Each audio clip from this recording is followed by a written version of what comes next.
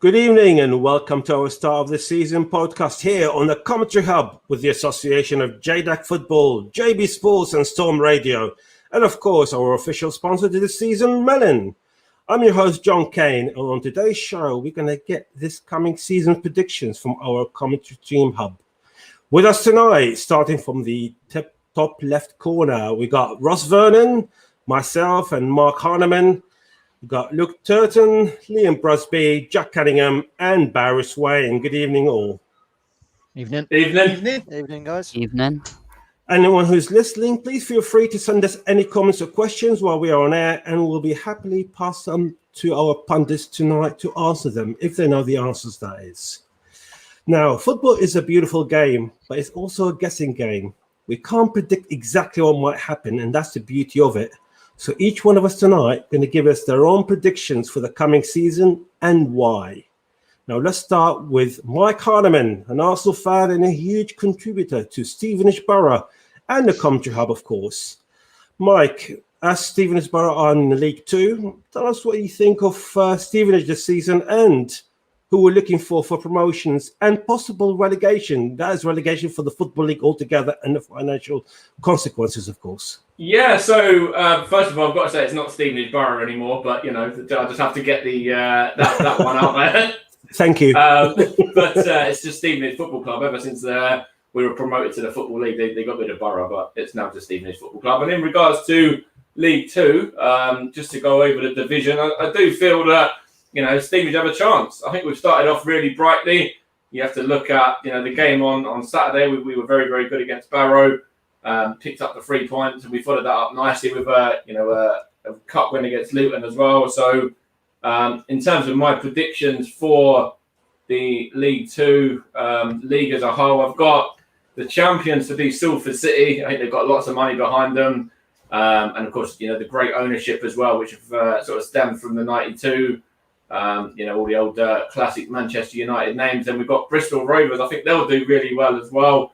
I think, you know, the fact they've just come down, I think they've kind of kept a lot of their squad. I don't think they've really changed too much. And, I think they'll go the distance as well and get promoted. I've got Exeter City up there as well, and I think they'll be the third team to get promoted, to be promoted, as well. I think they're always there or thereabouts around the playoffs. And then I've thrown it in there and been a bit biased and put Stevenage as playoff winners just because, you know, we started off this season really well. And even before that, you know, sort of from January last season onwards, since Dean Wilkins came in and, you know, we went on a really, really good unbeaten run. I think it was till about Salford. We were only something like a couple of results, 2 or 3 results away from possibly getting into the playoffs at that time. We had a really good clean sheet record, an unbeaten record as well at that time, all the way from January till now, really. So, we've strengthened really, really well, brought in some really good players for the level, and I think that, you know, we've certainly, you know, be there or thereabouts in the playoff for me. And I put us as winners, so, you know, I'm very optimistic with that so far, but. It might be a little bit biased. It might just be me chucking that in there because of my sort of bias and my own sort of links with the club and the town as well. Yeah. I mean, completely understandable. Everyone have a bit biased towards their own clubs, and Stevenage is no exception. But now you told us the history of Stevenage in the last 10 minutes. You mentioned Salford, obviously, with all this financial crisis that hit the whole world, really. Yeah. Are Salford immune from that sort of situation, considering who's actually backing them up, or are they actually being affected as well? No, of course they've still been affected. They're not immune at all. And let me just grab the Salford squad as well. Just give me 2 seconds, because then I can see, in regards to what they've done in terms of, you know, some of the names that they brought in. They did have George Boyd with them last season as well. He, I don't think, is there anymore. I think they released him. But they've still got a really, really good squad. Lots of experienced pros, lots of good players that have played at higher levels as well. There's some big names in there. It's a small squad, but at the same time, there's some big names in there that really, if you look at a League Two squad, can certainly be challenging there or thereabouts. Although, as I said, it is a small squad. They've only got something like probably 20 odd players, maybe less than that. Yeah, no, it's completely understandable. And obviously the consequences, like we said, is for going down or coming off the professional football league is huge, isn't it? Have we got a couple of tips or a couple of teams that we might think they're going to struggle really badly, which we'll see? I mean, we've seen it with Yeovil and a few others. What is sort of situations regarding teams that are going to be struggling this season? Yeah, well, I put Swindon in there. I think Swindon have had a lot of financial difficulties. They've obviously just come down as well from League One. They have actually got a few players together now. I think before they only had something like 5 or 6 players, but now they have sort of added to that a little bit. They brought Anthony Grant back, who was with them before, a real Swindon legend. He's now back with them as well. But I do, think they're still going to struggle. Swindon, there's not enough quality about them. So I think they'll be one of the sides to get relegated. And also, I've put Barrow as well. And actually, seeing Barrow on Saturday, I probably would have changed my mind now, but I'm stuck with my guns. But I think Barrow, potentially could struggle as well. Although if they play like they did on Saturday, then it could be, well, I'm proved wrong. Yeah. I'll put it all for the rest of the team. Anyone got any other different views regarding this league, Salford? Actually, it's interesting that no one's ever been relegated straight back down to non-league football, having come up from the Conference / National League. And, this season, Sutton United, I actually did see the highlights of their game last week against Forest Green, and they're not bad, actually. They've brought in some very astute signings, so you think they might just be okay to survive. But I agree with Mike. Southend slipped straight through League One, League Two very quickly, didn't they? And Swindon, you kind of get the feeling the writing's on the wall. I always find that the relegation from the Football League is always one of the easier ones to predict, and I used to get it right every year, apart from last year when I said Cheltenham would go down. They went and won the league.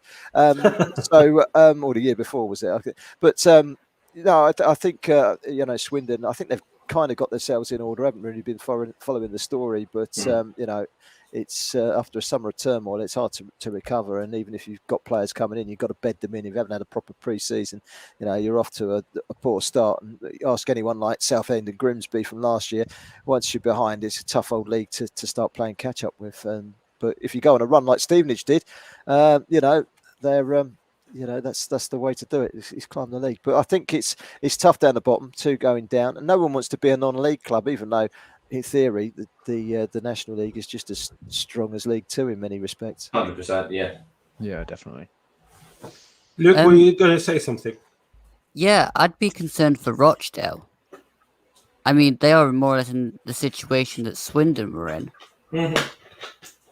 I mean, I've not got the exact facts yet, because I'm going to be doing an interview with a Rochdale fan on Tuesday, but from what you're telling me in the Club Update series I did, they are in a right mess. It's quite bizarre, isn't it? I mean, for the older chaps here, will remember Swindon not long ago, they were in the Premier League, and to see them being tipped to come off completely off the professional football, it's really, really scary on how football can be cruel, but can be mismanaged, shall we say. Or some clubs can be mismanaged to get to that situation. And it's absolute shy, because at the end of the day, the only people going to suffer, regardless how big or small the club is going to be the fans, isn't it? Yeah, I was just going to say, just 100% as well to what you're saying there. When Stevenage went on that fantastic FA Cup run back in the late 90s, they actually knocked out Swindon just before playing Newcastle. But at that time, Swindon were flying. I think they were near the top of the old First Division. Absolutely. Well, that's League Two. Now we come to Russ Vernon. Russ, he's a massive Leeds fan and also a great contributor to the TCHub as a commentator and all the hard work behind the scenes. Now, Russ, League One, as many teams are aiming for high this season, aren't they, in this division? But from your perspective, who you actually think will actually get that nod for the promotion? I believe there's 3 teams to go up from 3 teams at that one playoff? Or is that the League Two? Yeah, it's 3 up. Yeah, 3 up. Yeah, 3 up. Just 3 up. Just 3 up is. So for me in in top spots. I think what they've done in the summer and with the squad that they've already got, and that you're playing a club who I follow closely, whose game was had on the weekend and in midweek as well. Rotherham United, the Wigan Athletic League, which I think is doing a fantastic job at the DW Stadium, and I think he will, with the squad they've already got, I think they'll guide themselves into the title this season. I think Wigan have got a very good squad for that division. We're very unlucky not to go up last season, and I think with this season they'll have a very good season. I think they'll win the title. In second spot, they may have been relegated from the Championship only last season, and they will have made some very good signings. I think it's about 12 or 13 signings have already made this summer, John, and I think from what I've been reading from local reporters who cover the club, there's a few more club signings to come in. For Darren Moore, I think Sheffield Wednesday could end up finishing second in the playoff winning spot and going to via the playoffs like they have done in the past few seasons when they've been in League One. I'm going to go for my hometown club, Rotherham United, who I follow quite close and do bits of work with in my other free time alongside the other. And I think the squad that Rotherham scored this season, and Rotherham are currently top of the table in League One.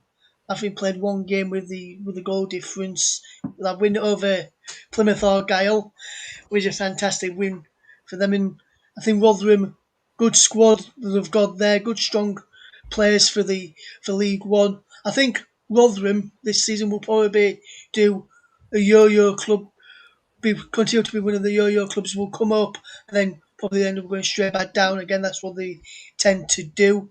And I think they've got some good squad depth in the squad this season, the Millers. And I think Rotherham will do very, very well and will go via the playoffs for me this season, John. And then down at the other end of the table, the three to get relegated, I have gone for Morecambe to go down. I don't think they've done very, very well in the business, and they've lost Derek Adams. I think that could be a big loss for them. I've also gone for Plymouth to get relegated, and for those who do know Mr.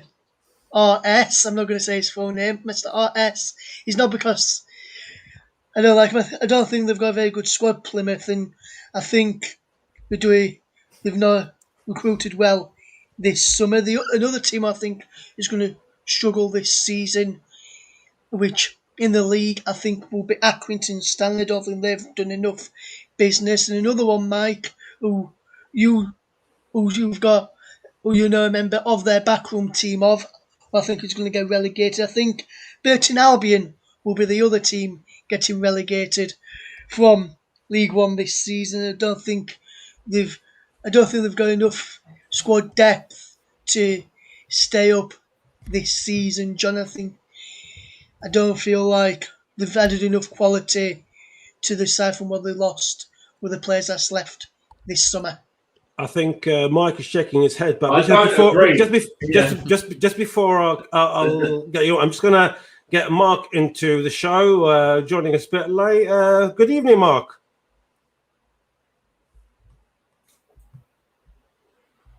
Evening, you're right. You've got yourself on mute. Oh, you're good. You're back now. Yeah, can you hear us, Mark? Yeah, can you hear me, guys? Yeah, we can now. Yeah, we can now. Yeah. Yeah. Good evening, Mark. You just came into the League One positions and predictions and stuff. Have you got any predictions on this league, or even if you want to reverse back to League Two, you're more than welcome to do so.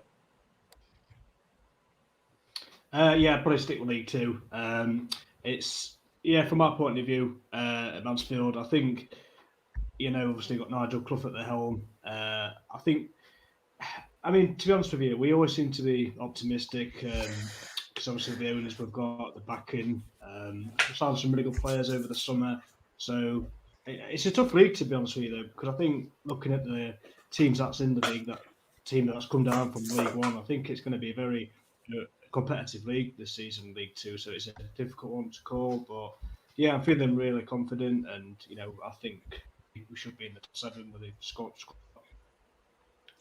Yeah, just for mentioning for our viewers, Mark obviously is a big Mansfield fan, and same division as Stevenage, not Borough, Stevenage. Yeah. And I'm sure they'll be having a few chats in the future regarding the exchange their results and few notes between them. So thank you, Mark. I think me and Mark have already spoken about the potential of meeting maybe for if Mansfield come here, if he comes to the away game. I think we've already had a little chat regarding that. So that's completely understandable. Completely understandable. Yeah, definitely. Yeah. Now let's go to the championship, if we may. Luke. I was just gonna. Sorry, Matt. I wanted to say on Burton. Of course, yeah. Apologies. Yeah. No, that's fine, mate. I do think Burton are going to be, in a bit of trouble. But with the likes of, Tom Hamer, the likes of, they've got Ben Garrett as well, the goalkeeper. They've got some real, Johnny Smith, Lucas Akins, Kane Hemmings. They've got some really good players. Michael Boswick as well, another old Stevenage player. And you can't, look beyond sort of Danny Rowe as another player that, is really sort of well equipped to know where the back of the net is, Kieran Wallace as well. And you have to look at the fact they've got Jimmy Floyd-Hasselbank as their manager. Like, I think that his experience will be enough to keep them up. And that's, the way I look at it. And obviously with Dino there as well, Dino will be a big help for Burton and keeping them up, I think. And, there's plenty about that squad. I'm not too sure what Russ has seen that he doesn't like, or he doesn't kind of see in terms of their quality, because they've got a really big squad actually as well. I'm sure he'll reply to you in a second anyway. So yeah, to be fair, I just wanted to mention with League One. I mean, obviously you got 3 teams going up, but there's some massive clubs in that league: Sunderland, Sheffield Wednesday, Charlton, Portsmouth. Ipswich, they've got there's a real big chance that they're not coming back. Sunderland have been in League One now. I think it's their 4th season now. Portsmouth have been there for ages. Sheffield Wednesday, you've got to argue, if they don't come back up, are they going to get stuck? It's such a hard league to get out of this season. I've gone for champions Charlton, actually, because of Nigel Adkins' record of getting out of League One. I think Charlton will win the league this season, just simply because of Adkins. He's almost it's almost like when he got appointed, I was like, hasn't he managed Charlton before? He's just such a that fits that club perfectly. So League One is such a hard league to predict. Wigan have got a brilliant squad, as Russ mentioned, but whoever goes up, there's still going to be some massive clubs stuck in that league for another season. And I think it's a question of how do they get out of it. And I've done that as well. Sorry, John. I just want to say that I've put Sunderland, Ipswich, and Portsmouth to go up. And that's probably largely down to, not really their playing squad, but their fan base. They've got probably, some exceptional fans. And, I'm sure Jack, when he hears the name Sunderland, will probably be shaking his head. But other than that... No. The fans were excellent. The fans are excellent. I do think they're obviously massive clubs. And I do think that they've got enough about them, with that support as well, the home games. And if they can pack those sort of respective stadiums out, that will really play a big part. Yeah, no, what I was going to say, I mean, regarding, is rightly so, mentioning all these big clubs in that division, but I think sometimes seeing the board or the club in general, they seem to have a feeling that when they go down, they will bounce back up. But as Sunderland's seen, it's not always the case. It doesn't matter who you are and how big you are, you're not guaranteed to go up straight away. Promotion, let alone being a champion in that division, isn't it? Yeah, absolutely. Absolutely. And also, speaking of League One, as you know, as a lot of people know, I'm a Leeds United fan, and we were down in there for a few seasons before we actually came back up to the Championship and now back into the Premier League. And we know how hard it is to get out of both League One and the Championship when we were down there. And the reason, Mike, to why I think Burton are going to struggle.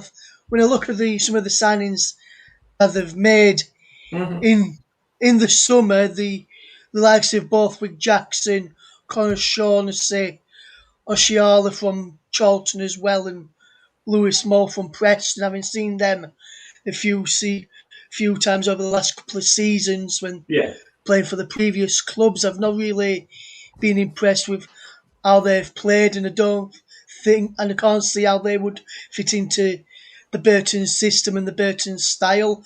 And also with Burton, they've lost a couple of key players for me in the squad from what they had last season on free transfers as well in Luke Varney and Stephen Quinn. Luke Varney's gone to Quorn. Stephen Quinn is obviously gone to Mansfield, who marks a course, and I think they've not really replaced them two players quite enough yet. I know there's still a bit of time left for the window to go, and if they do sign a couple of key players to replace those between now and the end of the season, then it will work. I've not seen enough of Aaron Amade Holloway yet, who's a striker will have fetched in, so I'm not really sure how well he'll do in this in England. But from the other players have signed, I don't think they'll have a good enough impact to keep them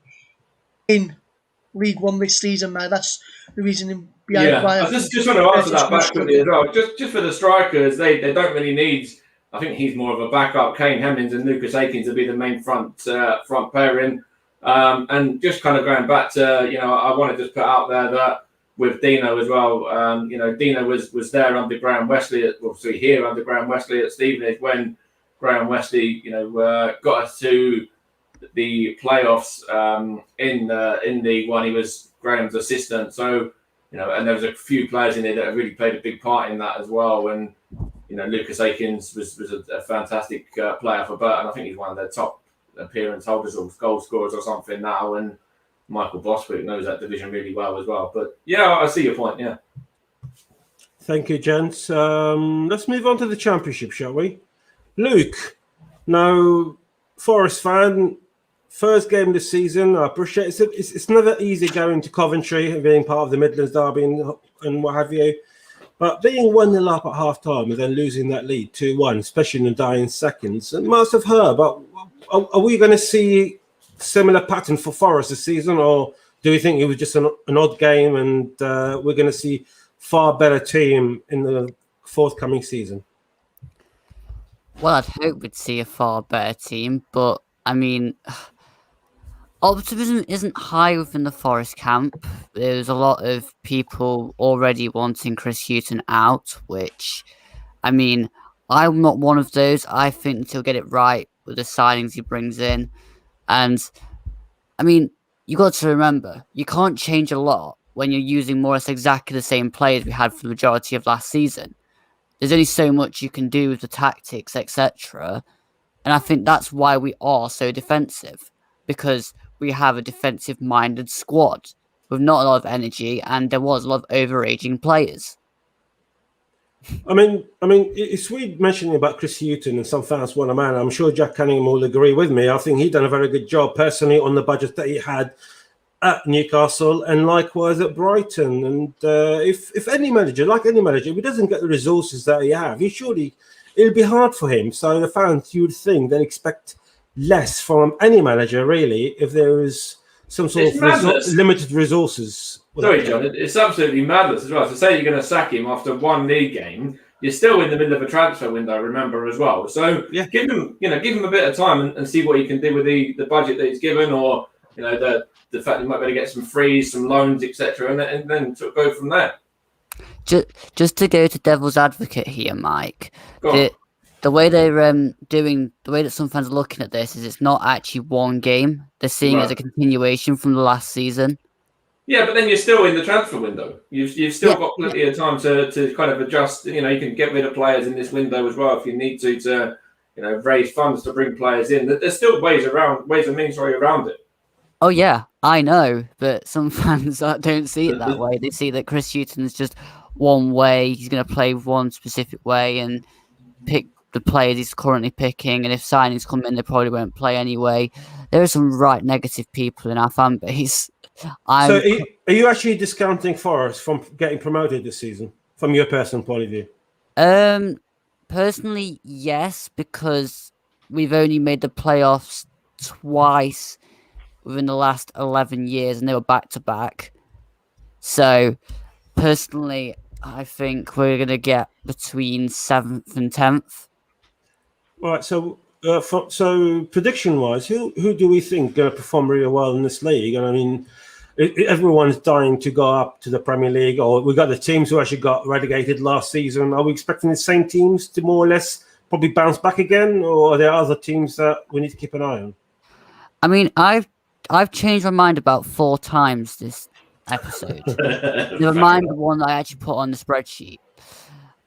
I've I think on the spreadsheet, I don't even know what you put. Let's have a look. For Championship, I think you've got promotion. You have Sheffield United, Bournemouth, and West Brom, I believe. Yeah, well, I've changed from that. I've now gone for West Brom, Fulham, and Middlesbrough. I'm sure Barry will be happy with the Fulham being mentioned. Do you agree with that, Barry? No, I don't think we're far away. I think that the top of the table is going to be dominated by the teams that have come down this season and last season, Bournemouth. But there's going to be 1 or 2 surprise packages, I'm sure. Fulham will be there or thereabouts. As a Fulham fan, quite happy with bringing in the players that they have. They're obviously going to sell players this season. I'm not incredibly struck on Mitrovic. I don't think he's fit. I'm not sure he's keen. I think he's not going to fit into the system. So I think he needs to do some more business and get the right front man in to change the dynamic and bring goals. But I think if he can get that right, you certainly won't be far away, Fulham. I saw Bournemouth last week, West Brom, 2 very strong sides. Very impressed with West Brom. They've gone very direct with the new manager. Long throws, balls into the box. They go about 6 players at 6'6" or whatever it is. You know, they're going to be a handful to defend against, and they will be there or thereabouts. Very strong and physical. And Sheffield United have got a great manager and a squad that 2 years ago was chasing the Champions League, and it's basically the same squad. So you know, if they can bring the best out of those players, there's no reason why they can't be there or thereabouts. So the 3 that come down have got to be the 3 favourites along with Bournemouth, but there are decent teams in there as well. I chucked Barnsley into the mix. I thought they had a really good season last season and weren't that far away. You know, of course they got in the playoffs, didn't they? And I think that, you know, potentially this could be the season where, you know, they get into the playoffs again, but they go one further and actually win it this time. You know, I've seen a little bit of them on highlights and stuff. I haven't watched them religiously or anything like that, but I did think that they were pretty good last season. Really, you know, I've put Fulham to win the title, so there you go, Barry. You'd be delighted with that. And I've got West Brom to be promoted as well. So I agree with your points on West Brom, but I just think you can't really count out Barnsley as well for the way that they, you know, how they ended last season. I think if they can continue on with that form, then, you know, they will be there or thereabouts around the playoffs again. So we're talking about the 3 major clubs, really. The one will go down, come back again, and obviously Barnsley's been mentioned. Anyone else we think might be? Yeah, I see why Mike said Barnsley, but for me, I don't think they're going to be close because the reason that they got to the playoffs was because of Ishmael and the style of play, and they've lost Alex Moat to West Brom as well, who was their linchpin, very good player as well. That's why West Brom are going to win the league by a canter, in my opinion. I think they've got brilliant centre-backs.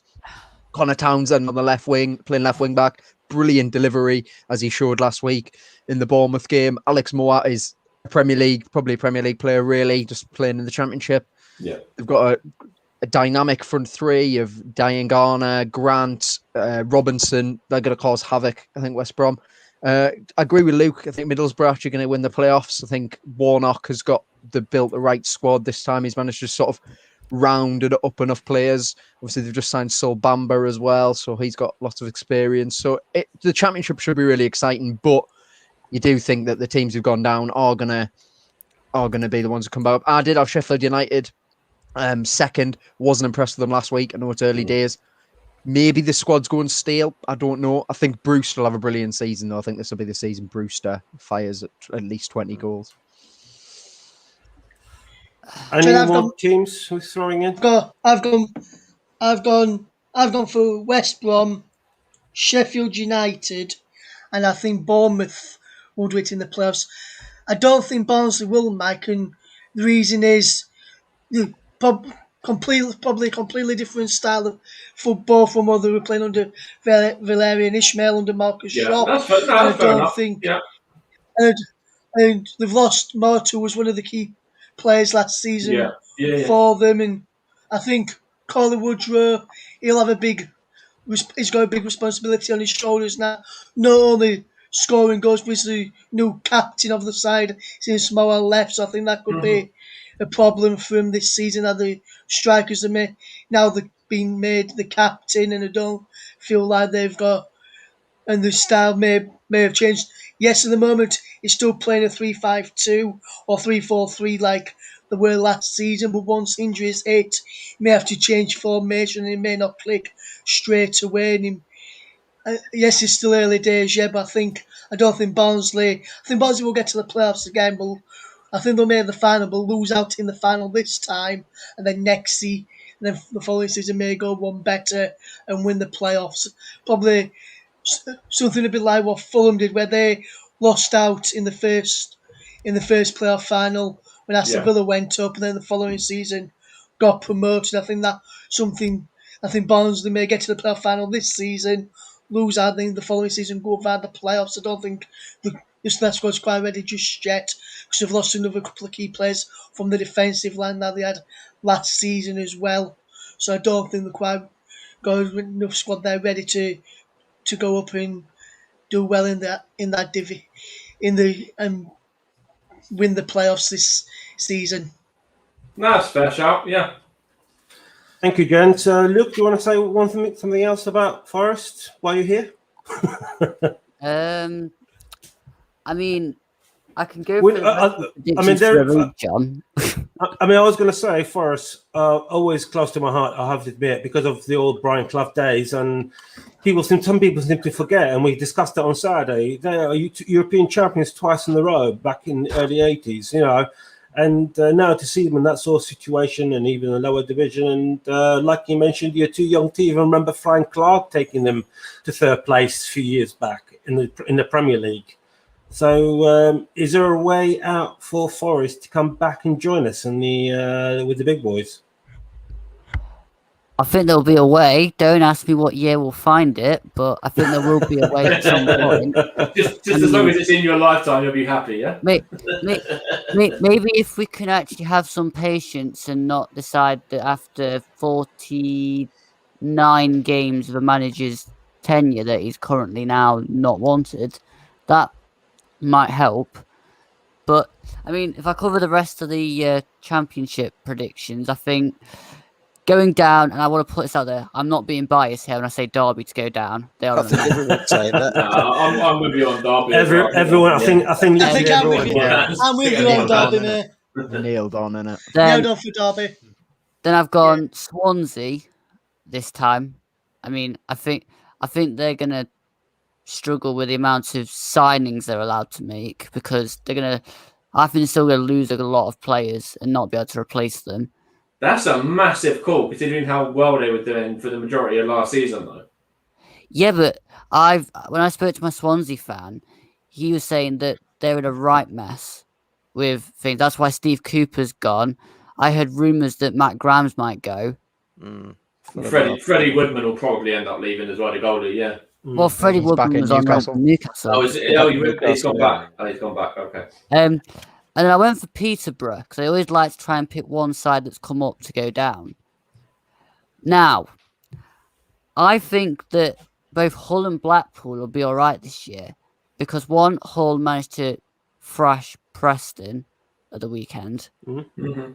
So I think they've got some decent young players, Lewis Potter, Wilkes, the lad in midfield that's now escaped me. I mean, I must admit, you mentioned Preston obviously losing, and for me, I found it a bit of a shock of the first round. They've got a good backbone, haven't they, Preston? And losing 4-1 at home to Hull was not expected at all, let alone 4-1. Well, I think I expected Hull to edge it against Preston, because the optimism for this new season was not there with the Preston fans. They feel like they keep selling the best players and then replacing them with inadequate replacements. But at the same time, to lose 4-1 may have been down to the fact their goalkeeper had to go off in the first half. So they just had to switch to a totally new keeper.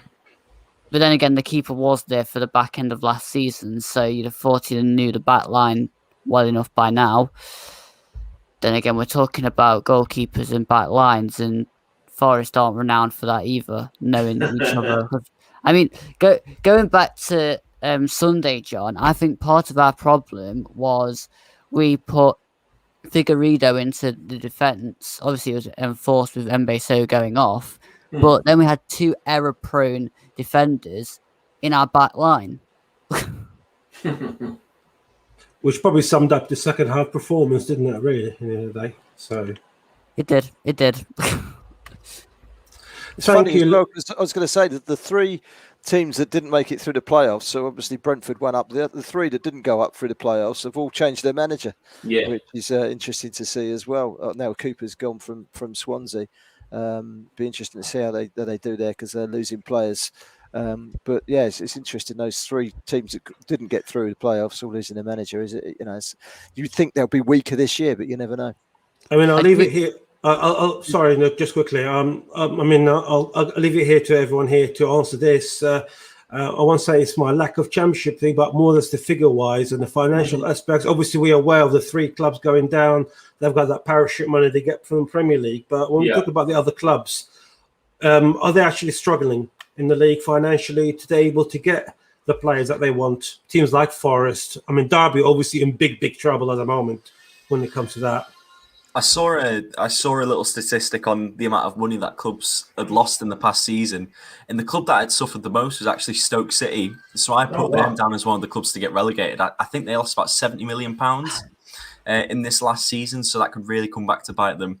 And that's why I've put them down as one of the teams to go down this season. Is that through mismanagement? Oh, sorry, from the board as far as Stoke is concerned, from your understanding?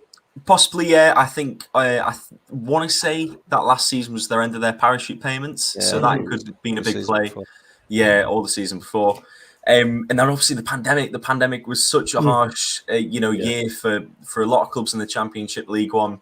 So I think it's just sort of like a nice culmination of that, or an unfortunate culmination of that, has really. They've still got some money behind them though, because they've kind of, I think they've done how much they spent on Ben Wilmot from Watford.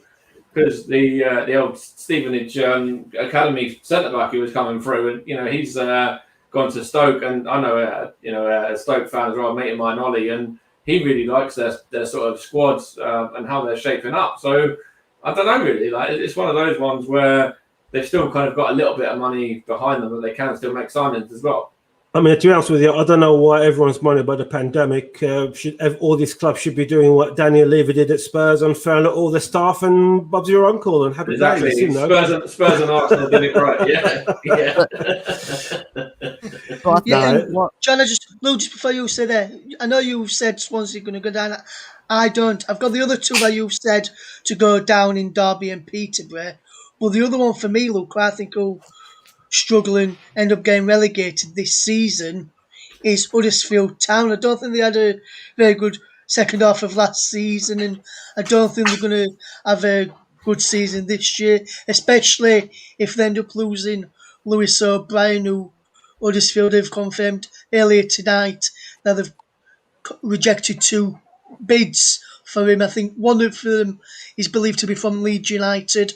I'm not sure who the other one is, whether both are from Leeds. I know we went in early on trying to get him, and he wants to come to Leeds, and he's already told Huddersfield that. So I'm not sure if they'll play a big part in how they play, knowing if they continue to play him, knowing he doesn't want to be there, how that will affect. Leeds are basically up to their old tricks again, just trying to upset everyone else and try and steal all their players. Yeah. I just want to bring attention to our viewers and listeners. Whenever Ross talks, just expect the word Leeds comes out of his mouth. So without a fail. Calvin Phillips. I think Calvin Phillips was the most mentioned name throughout the Euro. Absolutely. That's because Phillips is the Yorkshire Pale. I'm just going to bring in. Reevesy is the Borough Carlo, Russ. There you go. Like I was singing you down singing down the phone to you on Tuesday night. just before I close the curtain on the on League One, I just want to bring Mark quickly. Obviously, Mark, you haven't gave us your thoughts on. Everyone have, to be fair, on this league except for yourself. So I'm going to bring you in. Mark, what are your thoughts from what you're listening, and who actually you think might be in there struggling or getting promoted this season? See, the Championship's such a tough league to predict, really, to be honest, isn't it? If I'm honest, because it does throw up the surprises. Because, like you say, you look at the teams that's come down, you automatically think they're going to go straight back up. So it's a tough one to say. For the teams to go up, I'd say Sheffield United. I know they didn't get off to a good start, but they've still got a good enough squad, I think, to compete. If I'm honest, so I think you've got to fancy them. Bournemouth as well. Again, I think they've Scott Parker is obviously got promoted before from the Championship to the Premiership, so he's got that experience there. And the other one, it's a tough one, to be honest. I'd say, I don't know, I do fancy Barnsley, to be honest. I do think there'll be a dark horse in the Championship, I've got to be honest. I've been impressed with the style of football they play, and I don't know, I think they could surprise a few, to be honest. In regards to relegation, I think Peterborough, I think they're definitely a big shot. They always seem to be a team that seems to obviously go up, but they'll come straight back down. I think they've got some really good players there, but I just think I just don't think they're strong enough to stop in there. Derby, as we know, I think that's pretty much confirmed in it, essentially. Who else we got? Let's have a look. Yeah, Swansea again. They've got a lot of financial problems, like we've said, which can play a big effect on clubs. So that could potentially have an impact on them going down. And let's have a look. And maybe Coventry. I think they might go down as well. That'll be my predictions. Cheers, Mark. Luke, you want to add one last thing about just the thing on the parachute payments? What people get wrong is it's not more money to make signings. It's money to cover the wages when the sides come down from the Premier League to the Championship. That's where every side gets it wrong. They spend the money on new players. Yeah. But they forget to then use it to cover the wages they've already got in the squad. They're astronomical. Existing players, between the Premier League and the Championship. That's why teams get in a mess, like Reading and Swansea, because they spend and forget, actually, the money that was actually given to us wasn't for that. No, absolutely. I completely agree with you on that point. And it does seem to be missed by so many people from outside that sort of leagues. I'm just going to bring our late newcomer, JB from JB Sports. Oh, he's got out again. Here we go. Good evening, JB. Hello, can you hear me? Yeah, we can hear you, mate. Yeah. How are you all? You all right? Yeah, good evening. Good evening, JB. All good, JB, mate. Great. Good to hear. Well, now, what have I missed? Right, okay. Stand by, hold fire, JB. League 2, League 1 and Championship predictions so far is what we've done. So you missed Burnley's all last 3 divisions in the last 10 years, so don't worry about that. It's absolutely fine. So. Right, just before we carry on, just like to mention this is the Commentary Hub, and it's with the association of JDAC Football, JD Sports, and the Storm FM, which is Mark Heineman's on radio station. Now, let's stay close to home a bit, and let's go to the Scottish. We're going to go to the Premier League. We're going to go last, being the best league in the world. So we're going to go to the Scottish League next.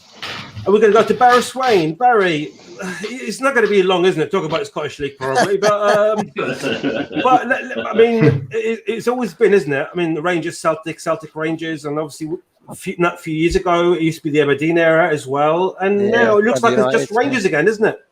Yeah, I think it's fair to say. I've watched Celtic a couple of times already this season, and I think the biggest compliment I could pay them is that they're in transition. They're a mess. They've got a squad of adequate players, a few youngsters. At the moment, up until the league kicking off, they played a couple of the European games with, I think, a back 4 of 21, 19, 21 and 23 or something like that. So very, very young. They've brought Joe Hart in. I think he's a good signing. Looks like the is it Nakamura, what he's called, the Japanese guy, looks like he's going to score goals for them. So they'll probably be second. Rangers unbeaten last season. I know they've lost the second game of the season last week. They went out of Europe, so they've had a bit of a shaky start. Still expect them to win at a can. So I think if you want to open a can of uncertainty, it's to predict which two or which one, because it depends. It's on a playoff, the second place, but who's going to finish bottom, and it could be any of the other 10, really, couldn't it? You look at it like Dundee have just come up, Livingston, Ross County, St Mirren, all the usual suspects. So if you're asking me to place a bet, I'll go with Dundee, just because I was looking at them at the time I was speaking. But it's potluck, isn't it? Really, it is. I mean, listen, it's not a great league. Is it competitive? We take away. Can you imagine if Celtic and Rangers did go into the Premier League or into the Championship and they did open it up? Because this would be a league that's probably on par with League Two or the National League. Easily, and there's some poor sides in there, and they rely heavily on the revenue from crowds when Rangers and Celtic come to town. And a lot of these games, I'm covering a bit of Scottish Premier on and off this season, and I have before in the past. A lot of these games, you go to somewhere like it was Kilmarnock were relegated. But when they played, I did a game, Kilmarnock against Celtic. I actually think I watched it on a Friday night once because it was the only game on. And Celtic had three sides of the ground. And it was Kilmarnock home game. And Kilmarnock were in one stand and Celtic had got three sides of the stadium.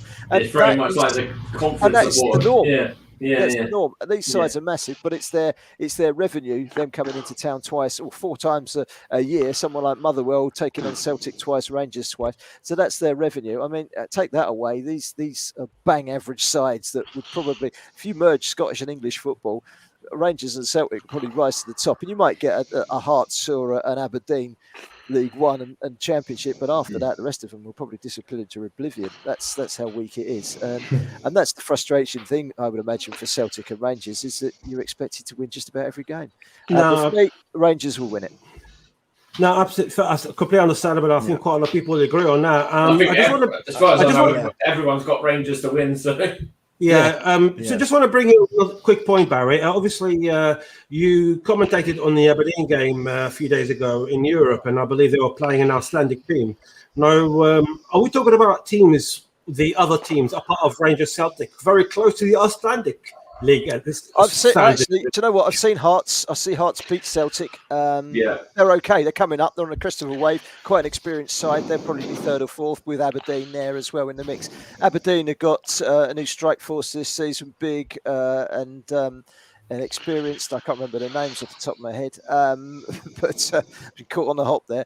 But they are a decent side, and that's probably third and fourth. Dundee United, another big side from the 80s, of course. They had a great time back then under Jim McLean.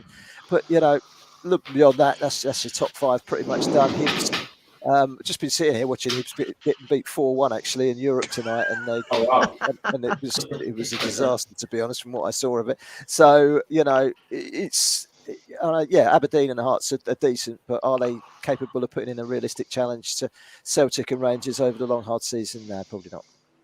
Yeah, I just want to add in one quick point. Of course. So obviously Barry said without Celtic and Rangers, the Scottish League would be like League Two, National League. Well, for example, Motherwell have signed a National League South winger from Maidstone United, and he's starting National League South semi-pro football, and he's starting for Motherwell. So that shows you that. And also, a Rangers that good, really. I mean, they got beat by Malmö, a Swedish side, and it wasn't even. And they were down to 10 men, and Ibrox was full. Like the league is a poor standard. I don't want to spend ages on it. It's just Rangers and Celtic dominate that league to such an extent, but then in Europe they do nothing, which shows that they can't go anywhere. And I was just going to add, just wanted to add in regards to that as well. If you were to go down a little bit more to the Scottish Championship, one of the favourites to go up there are Kilmarnock, and Kilmarnock's captain now, Chris Stokes, was playing for Forest Green last season. He was playing at Stevenage the year before that, when Stevenage were, just survived by the reprieve from Macclesfield. Like, that's the level of some of these other Scottish clubs. Yeah. I think probably the one way of Stevenage going promoting to Europe might be ending up playing in the Scottish League and finishing third, wouldn't they? They have got a big chance of doing so. Probably. Thank you, gents. Let's leave the Scottish League now. That wasn't take that long, didn't it? Let's go to the La Liga. Now, Liam, just come to you first. Messi, obviously the big news. Messi leaving Barcelona. He wanted to stay. Barcelona wanted to stay. Everyone wanted to stay. Then he ended up leaving to PSG. He signed officially today on the dotted line. Barcelona, just specifically, there are £900 million in debt, if not more. Wow. Now, of course, Madrid are a very similar situation, and even Atletico Madrid and all these three clubs and the Italian teams are the only ones who actually are with the idea of the Super League after withdrawal of the English teams a few months ago. Are we expecting anything dramatic, anything drastic from that league? No, I know the eyes is probably half gone because of Messi, and it is a big move, but what are we expecting? Atletico Madrid to win it again? I think with Messi leaving, of course, we'll start off with Messi. It does definitely take a lot of the sting of La Liga, I think, out of La Liga. It was definitely one of the best leagues in the world with the likes of Messi, Ronaldo in. Now the two, on paper, best players in the world now aren't in that league anymore. They're in the French league. They're in the Italian league. It really does take quite a big sort of element of that league away. With that being said, though, I think a lot of the attention will be sort of taken away from Barcelona because of that. And I think they will use that to their advantage. And they could still win the league this season. Messi has gone, of course. I don't think we ever thought we'd see that, but it has happened. They have still signed some great players. You know, Aguero, Memphis Depay. They've got Eric Garcia from Manchester City as well. Some great players, obviously experienced players as well, mainly, who have joined Barcelona. Not like for like replacements for Lionel Messi, but still great players who could win themselves a title this season. You have to look at the likes of Atletico Madrid and Real Madrid, of course, making some decent signings in their own right. Atletico making Rodrigo de Paul. I believe he's a central midfielder. Correct me if I'm wrong. Great player from Udinese. I think he could be really, really good for them as well. And then, of course, Real Madrid signing David Alaba from Bayern on a free transfer. Cracking deal. Could take them to the championship as well. But I think Barcelona, with a lot of pressure, I think, taken off of them, they could still win the championship this season. Rodrigo, just touching on him, he was fantastic throughout the Euros, wasn't he, as well? Absolutely. Yeah, just before I come to JB on the next sport regarding La Liga, just quick. It's a quick, interesting point, Liam, you mentioned, and that is the pressure off Barcelona. Messi now is gone. Has Messi did become bigger than the club, Barcelona? Yeah, of course. It's simple as that. Just in terms of Barcelona's finances, they had 95% of their revenue on player wages, and that was before Messi's deal. He was on about £1 million a week before his contract ran out. And there's a certain law in the Spanish. There's like a certain Spanish law that all contracts have to be at least 50% of what they were. So that would still be 500 grand. Adding 500 grand onto each week as well. So God knows how many millions that is per year. Adding 500 grand a week onto 95% of your revenue, it's really not going to look good. And I think, the Barcelona president said if they did manage to keep Messi, which they could have done, it would have meant that they would have been in some quite serious debt for the next possibly like 50 years, something like that. So, I think going back to obviously Messi's stature, his reputation was also always bigger than Barcelona's ever since, they won the first Champions Leagues. I think, there's no sort of other way to say it. Yeah, he was bigger than the club. He of course, won them a lot of titles, but JB, obviously, Liam mentioned the Barcelona saga with Messi and everything else going on. We're looking at Madrid. Madrid are a very similar situation financially, funny enough. Last time that happened to them, they got bailed out by, I think it was £200-300 million by sources close to the royalty, funny enough. Hence why they're called the royals here in Spain. You're expecting issues, obviously, financial issues with Madrid, both teams, both clubs, Madrid. but we still probably expect them to go for the title with Barcelona this season. You would fancy them, yeah, absolutely, John. I think the problem now you've got to have. I mean, there's one team that we haven't mentioned yet, and they pushed Chelsea all the way last year. I just want to give a quick mention to Villarreal, Europa League winners, good side, settled side. They could be out dark horses for the La Liga. You would expect Barcelona and Real Madrid to challenge. They've still got quality players. Let's not forget that, despite all their financial issues. The one sour taste in the mouth for me, all this is, for me, with regarding the big two, is their determination to push through a Super League, which at the moment they've only got Juventus on side. It's let's put all this Super League talk to bed straight away and say it's not going to happen. You can't have 3 clubs do a league. It's just not practical. The other teams will not go for it now. As regards, I still think you would expect Barcelona and Real Madrid to be up there, John. I don't think there's any doubt about it. But Atletico Madrid have still got quality players. They'll be challenging. Villarreal, as I've just mentioned, they've won the Europa League. They pushed Chelsea mighty close last night in the Super Cup. Got them to penalties, and were only a penalty kick away, possibly for winning it themselves. So, I think it's going to be. I think it's going to be quite tested. Okay, Messi's gone. And it's a big blow for the Spanish league, obviously, because main attraction and everything. But that's the laws. But having said all that, I still think it's going to be very competitive at the top end, and I think you could safely say there's 3, maybe 4 teams that have got a chance to win. Just a final one on Messi. I'm not sure them tears when he left Barcelona were genuine. I think 20 foot. Okay, yeah, he's been at the club since he was 8 years old. I get it. Yeah, that's fine. But were the genuine tears, or was he? Because the next day he was unveiled at PSG and he looked he was grinning like a Cheshire cat. Let's be honest with you. Yeah. He's on £500 a week. Not that he needs the money. He's probably got a massive fortune, about £60 million alone, when you add in sponsorship deals and image rights and everything else. The man doesn't need no money. He could play for free. He could play for absolutely nothing, not be paid a wage, and he's set up for life. So why would he need another 500k a week? I do not know. He's a great talent, brilliant, absolutely fantastic, no doubt about it. Is he the best player ever to grace the game? I'm not so sure. I still think Pele, Maradona, and Best are still streaks above anything that there is out there today.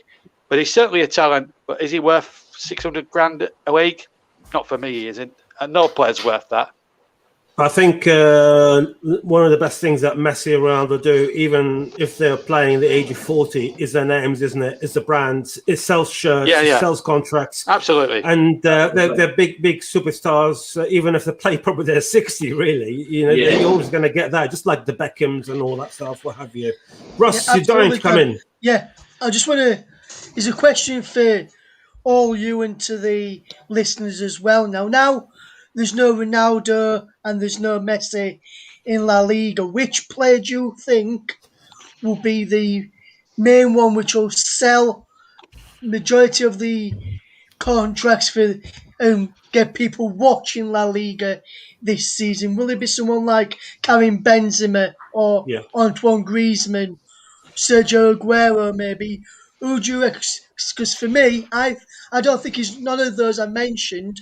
For me, I think it could be Luka Modric or Toni Kroos. I think one of those two could be the. Griezmann. Griezmann is sorry. Just quickly, from the reports here, Griezmann seems to be heading out of Barcelona very soon, as well as Ousmane Dembele. So these two players, I won't even count them at Barcelona this season. They will definitely be going. It's just a matter of looking at clubs for them to go. Go, JB. Yeah, I was going to throw Luis Suarez into the hat because he's still, I know he's getting on a little bit in terms of age, but his willingness to still find the back of the net at his age, and that's what essentially won Atletico Madrid the title last season. When you think about it, his goals helped them to win the La Liga, and I would expect the same to happen this season. To be fair, thank you. I think sorry, just before we move I think for me, if you want to look for you've got to say sort of franchise players now in the league. You've got to look at the younger generation. You know, Pedri, who has been an absolute workhorse in the past year. Ansu Fati, who seemingly could possibly take over from Messi. You never know. Real Madrid, Vinicius Jr. It's not really about who's here now. It's sort of about who's coming up, who's starting to play that little bit more. They are the players that will start getting the bums into seats, especially at places like the Nou Camp. They're looking for that new Messi. They're looking for that new Luis Suarez, that new Ousmane Dembele, whoever's leaving the club. It's people like them. No, I completely agree. It's absolutely agree. I think you still have to look at names like Sergio Busquets as well, though, ones that have been around for a while, and I do think they'll still sell their fair amount of shirts. But some of the younger generation, as Liam rightly mentioned just a minute ago, like Pedri was fantastic. He was probably Spain's player with the tournament at the Euros for me. No, absolutely. It's like child labour. Yeah. I know he's out for 10 weeks, but you've got Aguero, aren't you? It's unfortunate it's out for 10 weeks, isn't it? So it's not more for Barcelona, isn't it? They can't even register Aguero at the moment. They need to cut their wage bill. They can't register any of their new signings as it stands. At the moment, I mean, being in Spain, I've got the privilege of getting quite quick first insights, which is how I found out about Griezmann and Dembele leaving. And obviously Aguero hasn't signed just yet, and one of the main reasons for it is not just financially, is he's gone there for Messi. He's got very, very strong relationship with Messi, and he seems he's going to do a U-turn on Barcelona as well. But I've seen Depay play, obviously ex-Man United player, but I saw him on during the weekend, and I'll tell you what, he looked very, very impressive. He picked up where he left off from the French league, and fair play to the guy. He seemed to be bringing it on in the previous game against. Very good Euros for Holland as well, or the Netherlands. Sorry, let me correct myself as well. Yeah, absolutely. And John, with you being out in Spain as well, with Messi now leaving, what's the talk? Who's going to sell the most shirts for the clubs now in La Liga? And who's from in Spain? Who do they think is going to be the main poster boy? Is if you want to call it, because that's what they used to call Messi and Ronaldo. What's the noise on the streets in Spain? Who's going to be the new poster boy for La Liga from being out in Spain and from speaking to people? Who do they think is going to be the main one to get people watching La Liga this season? It's going to be Benzema. Everyone's saying how great Benzema is, and even at the age of 32, 33, I believe, and he's been doing wonders for Madrid on the pitch. And he is very, very, very, even though he's not Spanish himself, he's French, obviously, but he is well respected here and well admired by the fans in general. You speak to Barcelona fans as well, they will tell you Benzema, they would love to have him in this team, even now, being a Madrid player. Just for a time, we're just going to jump into the Italian league, Serie A. Now we've got Jack Cunningham, a big Newcastle fan. No relations to Richie Cunningham from the Happy Days, but I'm sure he would wish more happier days for Newcastle. However, Serie A, obviously the big news that Serie A, which me and Barry were talking about earlier on as well, Bain Sports, which is they're the bigger contact they get from Bain Sports for the huge audiences and the money they get from Bain to this Serie A and the clubs associated with. That's not going through. By looks of it, they've got a meeting tomorrow. Inter Milan selling Lukaku based on the financial. Obviously, Lukaku does want to come back to Chelsea. I appreciate that, but the financial strains on teams like Milan, Juve, and a few others is huge as well. Not just in Spain, but in Italy. Are we looking at possibly a new name or an old name to come back and bite the big clubs and win the league this season? Yeah, well, obviously, Inter Milan won last year. They were absolutely fantastic with Conte, with Lukaku, with Martinez up front. You know what I mean? It was absolutely brilliant team. Barella, who was a star of the Euros. But I can't even see them finishing in the top five now. I really can't. I feel that, losing Lukaku, even losing like players like Ashley Young and players like that who were just solid squad players, that they are going to really struggle. It's a shame because Inter Milan looked like they were back, but maybe they're not going to be now because of the financial situation. Obviously, Juventus obviously still won a Super League and they haven't signed a single player yet.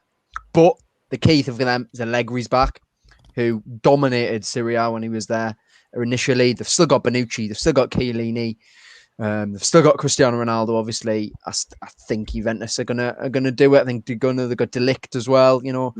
As centre backs. I think Juventus are, unfortunately, as boring as it is, I think Juventus will be top. I think second, the AC Milan. Really liked them last season. They've got a brilliant midfield. You've got Kessie in there. You've got Benassia in there. Then they've got, obviously, they've lost Donnarumma, but they've signed Maigan from Lille, who was the best goalkeeper in the French league last season for like £11 million. It's a deal that's just gone under the radar. I don't know how anyone else didn't pick him up, but AC Milan have got him. Great replacement for Donnarumma, in my opinion. They've also signed Olivier Giroud. So now they've got Zlatan and Giroud, combined age of 73 up front. But I'll tell you what, them two will score goals. I mean, Ibra scored a lot of goals last season. Giroud has scored goals everywhere he's been. Everyone knows how underrated he is. He's almost at the point where he's not underrated anymore because of people realizing that he's actually just a class striker. Him and Ibra up front, I reckon you'll get 30 goals between them at least. So for me, they're going to be second. I think then you've got really interesting. There's been loads of interesting managerial moves. So Lazio have got Sarri in, Napoli have got Spalletti in, and obviously Inter have bought Inzaghi in, who was at Lazio. I think Sarri will do really well with Lazio. I think we saw what he did with Napoli initially in Serie A. I think he'll. They're struggling for signings. It looks like they're going to sell Joaquin Carrera, but they've kept the likes of Milinkovic Savic, and they've also got a pretty good strike force with Immobile and Marici, the Kosovan striker, as it were. So I think they'll do well. I think they're going to be fourth. Third for me, Atalanta. Great side. Love watching them. So entertaining. Brilliant the way they play. Their wing backs, Myla, and just have a look who the left wing back is. But I'm pretty sure. They just lost Romero to Spurs as well, didn't they, Atalanta? Yeah, Romero has joined Spurs, but they've already replaced him with Demiral from Juventus. Yeah. It's great. Just 23-year-old, young, just instant replacement from him. Myla, who was one of the stars of the Euros for Denmark. I don't think anyone really had heard of him before that, really. He was fantastic.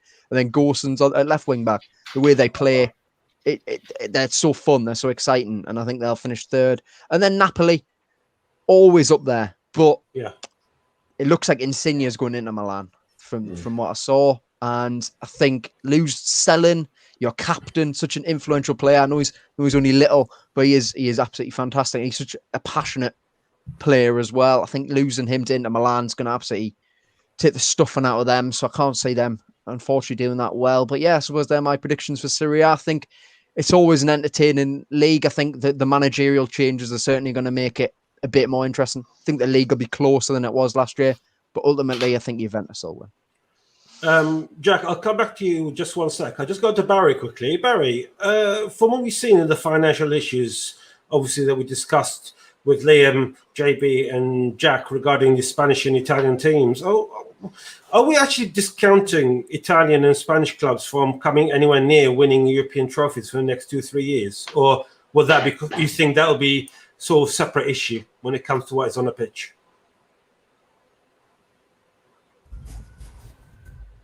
You're mute, Barry. Well, mute, yeah. Sorry, I was talking to myself there. Dress rehearsal. Make sure I got it right. I think so. Yeah, I don't think. Can you see Real Madrid and Barcelona with what or even Atletico? You know, they're going to make the latter stages. You would expect. You can never say never, but you would expect PSG, Manchester City, Chelsea, the usual suspects, Bayern to be the favourites, and you know that gap has widened, and you know they are in dire straits. You know, there's the television deal that we was talking about earlier with Italy, and you know there's a big falling out between Barcelona, Real Madrid, and La Liga over the Super League, and there's some bad blood there between the two, and you know the Messi situation has not made it it's made it messier, no pun intended. So you know these clubs are losing a lot of clout, and you know you look at the German situation with the Bundesliga and Bayern Munich, the way these teams are structured and the way that they are run off the fields, you know it makes it incredibly difficult for them to compete financially as well. So in terms of Spanish sides, Italian sides competing in Europe, they're still going to be competitive. Are they going to win it? I very much doubt it. Jack, same question for you as well. Sorry, I'll come back to you in a second. Jack, obviously, you just spoke about the Italian league. Do you think, same as Barry, we're going to sort of more or less discounting the Italian and Spanish teams? Unfortunately, I think that Inter Milan, if they'd kept Conte, kept Lukaku, I would have actually maybe seen them getting to the semi-final, probably of the Champions League. I think what he does, Conte, is just, he has his style of play, but then always his striker, whatever team he's been at, Diego Costa, whatever, his striker always does everything he can. It scores, it's all about the target man. It's all about getting as many goals possible. He made Lukaku into an absolute beast who we'll now see for Chelsea. So I think they would have done well. Juventus can't really see doing much. And I think AC Milan are on the right path. They've been down for a while, but they've got a good manager in now. That they're starting to, apart from obviously getting Ibra back and Giroud, but they're mainly starting to buy younger players and develop the future. So maybe in a few years we'll see AC Milan. But yeah, I think for the near future, I can't see Italian teams doing anything in Europe, to be honest. Go on, Mike. You were going to say something. Oh, just in regards to the Italian league and obviously with AS Roma as well, and the fact that obviously Mourinho has now gone to Roma. They haven't been mentioned yet, and I think they'll have a relatively good season. I don't think they'll win the title, but I think they'll be there or thereabouts as well. They'll be, probably in the top 2 or 3, and they potentially, they might be signing Tammy Abraham. Yes, it's a name that is a bit underwhelming potentially, but he does know where the back of the net is, and but it's kind of all up in the air whether he signs for Roma, whether he signs for Arsenal at the moment. But he obviously he's a fantastic player. He does know how to score goals, and they have got other players in there as well. And I think the Mourinho factor will play a part as well. Yeah, you got Mkhitaryan, obviously Spinazzola. I know he's going to be out till Christmas, isn't he? And one of the best defenders in the world, Chris Smalling. Everyone, each to their own opinions, Barry. Each to their own opinion. We've got one more league to go, so we'll reach the Premier League. But first, we're going to speak about the French league. What I'm going to do, if anyone thinks that PSG are going to win the league, please raise your hands. Yep, easy. They'll walk it, mate. Easy. I'm not putting my hand up. Absolutely. I'm off camera, so I'm not putting my hand up. So a part of Barry, I think. No, is Barry the only one? No, they're not going to win the league. They've won it already. So what's the point of putting my hand up? I mean, having said that, they didn't win it last year. I mean, to be honest with you, the French league is going to be boring as hell, isn't it? Excuse my language. It's going to be one-sided. It's like, I know AC Milan done it before, didn't they? When they had about 30 internationals playing for them back in the 90s, and they hardly used any of them, but they're all in their books, and they dominated Europe, dominated football. And Italian football at one stage did become very boring. And I think the French league now with PSG is heading in the right direction with that money, non-stop amount of money that coming in. And I mean, I know I'm not going to say I'm going to speak a lot about this French football, but I'm just going to throw this here to everyone, and please say your honest opinion. Have we actually got problems with regulations regarding PSG spending too much money? I mean, yes, I have. Most definitely, yeah. Why has not been anything about it? Why it's sort of like we talk about Man City, maybe they're breaking social rules or breaking other teams, but no one is mentioning PSG as hard as anyone else, have they? It's probably because the PSG chairman is on the UEFA board and is now ahead of the UEFA committee. It's all very, very dodgy, I feel. I mean, how did Qatar get the World Cup and PSG getting away with FFP doesn't exist anymore. So it is, unfortunately, there's obviously some deep rooted corruption in the world of football, and you can't look further than the fact that he is somehow now the head of the UEFA board. That's why PSG weren't on board with the Super League, because he got appointed as that. He knew then that there'd be repercussions, so he'd rather do that and sign Messi. So But when they're splashing out all that money, they're not trying to buy the French title, are they? They're trying to buy the Champions League, and that's the big one for them, isn't it? But they've got a great side on paper. But are they going to? I mean, it's probably a better talking point really than the French league. I think we've kind of dusted that one, unless you want to talk about who's going to go down, Clermont, Bordeaux, whatever. I do feel a bit sorry for Lille. Though. Obviously, they won the league, and now then they won it fairly well. Coming up against Mbappe, coming up against Neymar, and then they've seen Messi to PSG. Well, we're out then. We're not going to retain our title this year. No, absolutely. There are bigger clubs out there, the Marseilles and the Monacos and the Lilles and the Lyons. Yeah. So you got 4 or 5 out there, but they're just not competitive at the moment. The thing is, they're not playing great opposition week in, week out. PSG, as we're over here. To a certain extent, in the La Liga and in Bundesliga, you're playing decent opposition week in, week out. Does that put you in a good stead in the Champions League? PSG wins 6-0 on a Sunday. On the Wednesday, they're in a Champions League semi-final. Is it a big enough thing for them? Are they going to be strong enough? On paper, they are strong enough to compete in Europe, but the fact that they're playing in a rubbish league is probably not going to help them, is it? No, true. Yeah. No, I think the only thing I can say is PSG selling a lot of shirts, aren't they, and selling a lot of merchandises because of Messi and being in the club, and it's just becoming football's heading in that direction for a while, but it seems to be getting even more and more into that streamline, isn't it? It's not football. It's not a club anymore. It's a franchise or a business.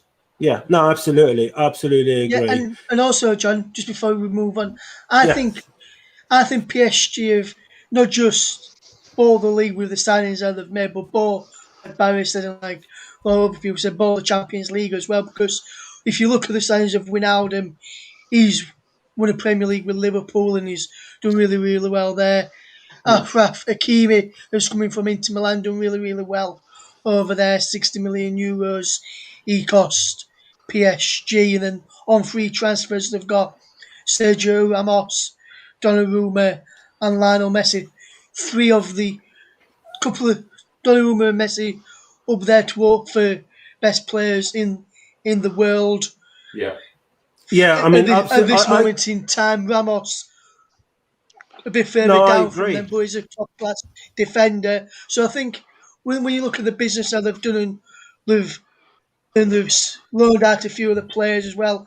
We've loaned out Alphonse Areola to West Ham as well this season. They've got a good replacement in Donnarumma. I think if we hadn't got Donnarumma in, I think Areola would have stayed and they would have still done really, really well this season with the other signings they've made. I think PSG in the Champions League as well as Ligue 1 are going to be ones to watch this season.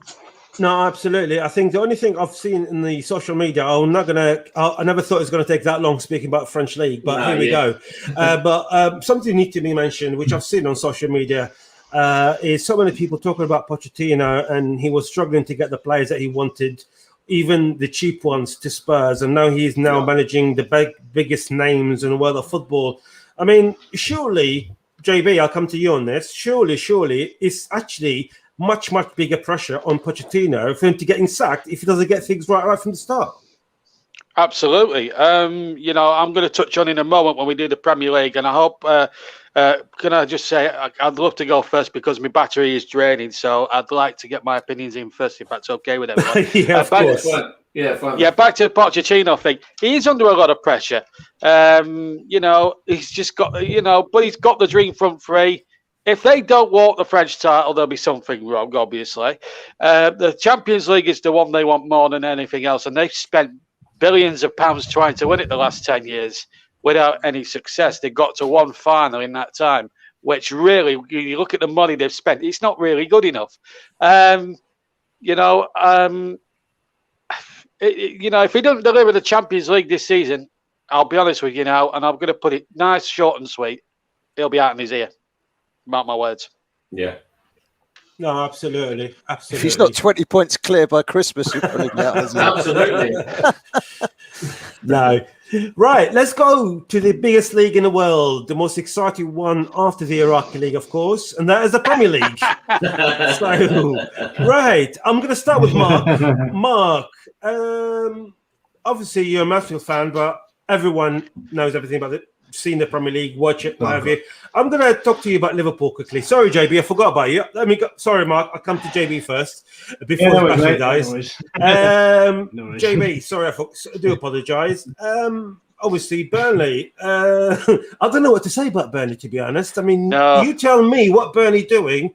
To be honest with you, and I'll tell you this, I think clubs like Burnley, it'll get to the stage, they'll hang in the Premier League for 2, 3, 4 seasons max, and then if there's no backing, they're going to go down, aren't they?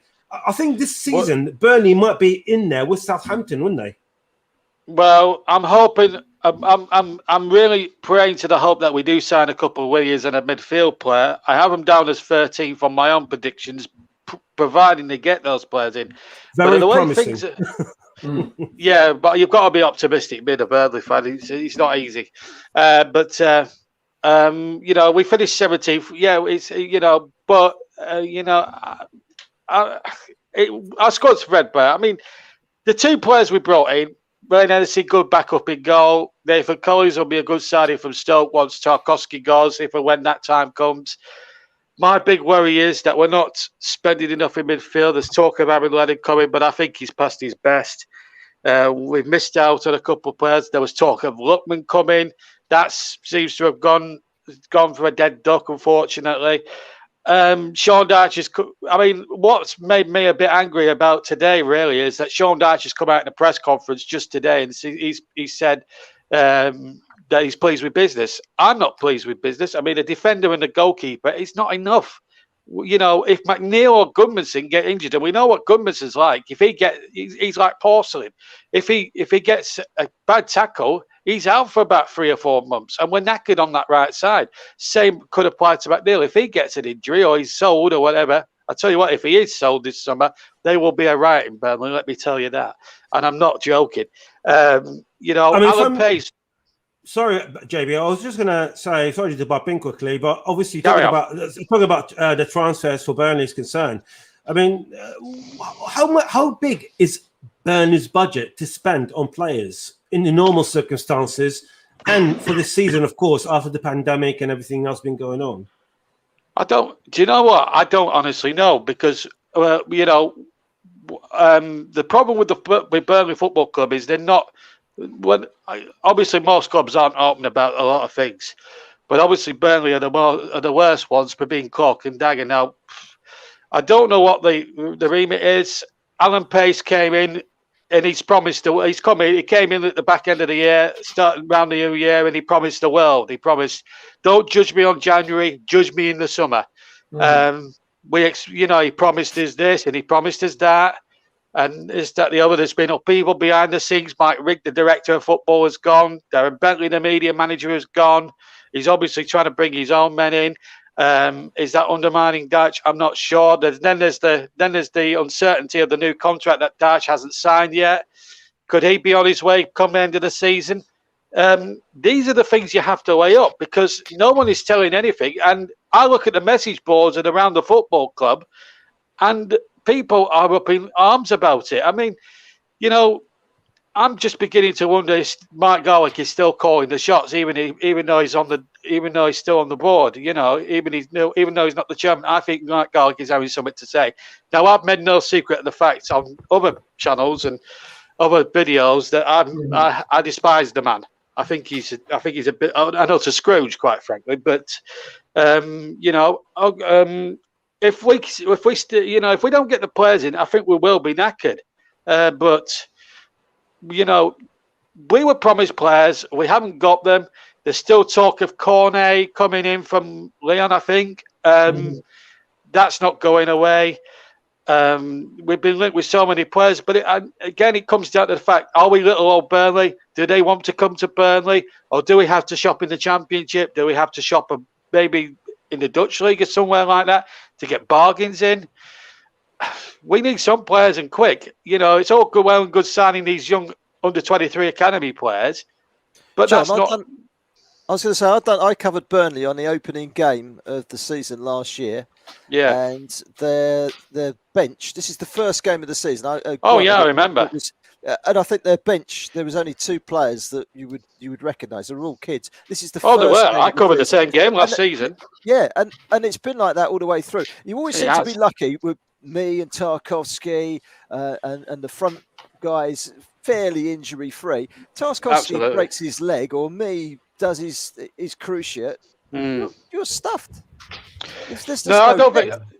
You know what? A week or 2 ago, I would have said no. I would have said no. But considering the week's moved on, Barry, I think you're right, because when you look at we depend on all these players. I mean, Ben Mee was missing for the first sort of 3 or 4 games of last season, and we didn't pick up a single point. I think we lost the first 3 or 4, but then recovered. I think Nathan Collins Company is going to be a good player. He's one of the best young players to come out of England. We're signing for £12 million. Now, I thought that was a good start to the window, and I thought, oh, great, first of many here. I might have to do a different video this time round. But it's been the same old. And, I know the club has to be clock and dagger on potential signings, because they don't want other teams to sniff in and get there. But I also wonder if agents are playing us off with the speculation as well. But at the end of the day, we're still little old Burnley, and that could put a number of players off. But we have to show a little bit of ambition. If you need to buy players from the Championship, go in the Championship. There is no shortage of top talent in the Championship. There's good players there's still some decent talent at Derby County who are millions of pounds in debt. Yeah. Go there, or go to somewhere like Birmingham, or all that jazz. I mean, Southampton have just spent a lot of money. Imagine they've used the Ings money to do it, haven't they? And signed Adam Armstrong from Blackburn. He would have been a wonderful signing for us. But I don't think the strikers is the issue. We've got 4 capable strikers, and if one gets injured, another one can come in. But I think what I will say positively, I think our home form, Barry and lads and everyone, I think the home form suffered a lot last season due to the fact that we were in the middle of a pandemic with COVID-19. There was no fans in there. Now, if you go to a game at Turf Moor, which Barry will know only too well, doing his commentaries for many years, that the Burnley supporters, which I number myself one, are the 12th man.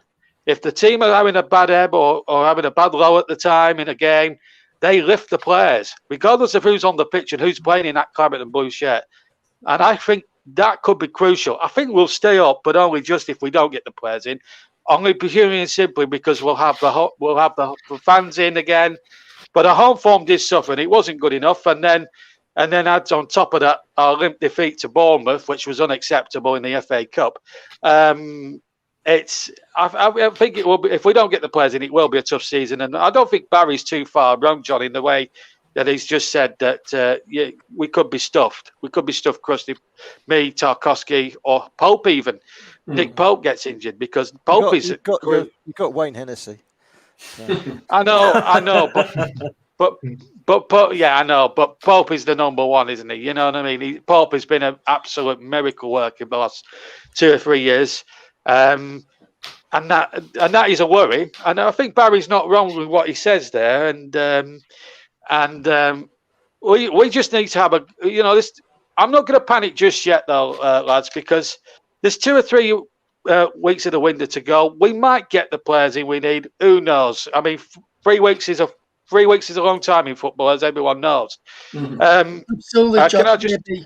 And I've put JB, my prediction, I put you down to finish 1 place below yours. I've gone for 14th for Burnley. Well, that's very generous. Similar reason too. I think if you lose McNeil and Goodmanson early on, you have to play someone like Dale Stevens out wide when he's a central midfielder, and Ashley Westwood out wide as well, and maybe Josh Brownell out wide. I think you could struggle, and that's part of the reason why I put you 14th in the table. Yeah, absolutely. This season, Absolutely, you're not far wrong. I just want to comment quickly before I go on the rest of the league. I think Liverpool will win the title purely and simply because the pressure will be heaped loads on Manchester City because of their spending power. I think Pep will be under a lot of pressure to defend the title. I don't know what's going to happen with Harry Kane yet. I've got Spurs. Sorry, John. I've got Spurs to finish 9th if Harry Kane is sold. Other than that, they could finish higher. Will Nuno be the right manager for Tottenham? I don't know, but I think Klopp's I think Klopp's now got his big game players back. They've got the fans back as well. They're gonna obviously when the Kop is full, when Anfield is full, and it's a cauldron for away teams. Man United will have a solid season, finishing third. Chelsea will complete the top four, no doubt about it. Leicester fifth. I've gone for Arsenal to finish sixth, Mike, and win the FA Cup. We'll take that. We'll take that all day long, mate. The way that we went last season, yeah. And I'll tell you who might be I'll tell you one team that I think might do well as well this season, Everton. Rafa Benitez coming in now. I'm followed by a guy called Elton Wellesby. You older people may remember Elton Wellesby being on ITV many years ago. He was a presenter, but he's a big Evertonian, and he reckons Benitez is good, but he's a proven winner. He's proved it with Liverpool, he's proved it with Chelsea, and he's proved it elsewhere. I mean, look at the job he did at Newcastle on a limited budget. So, he's going to have a bit more of a budget, bigger budget at Everton. And I honestly think they could finish in the top 7 and win the Carabao. I honestly think, and it's about time Everton won something. It's, for a club of their size and the stature, and Goodison Park is one of the great grounds. But I think it's about time Everton won some silverware, and I would love to see them win something. I've got Leeds to finish down in 8th, and my bottom 3, as things stand at the moment, I think Brentford will acquit themselves well, but their open style of football could put them in a lot of trouble.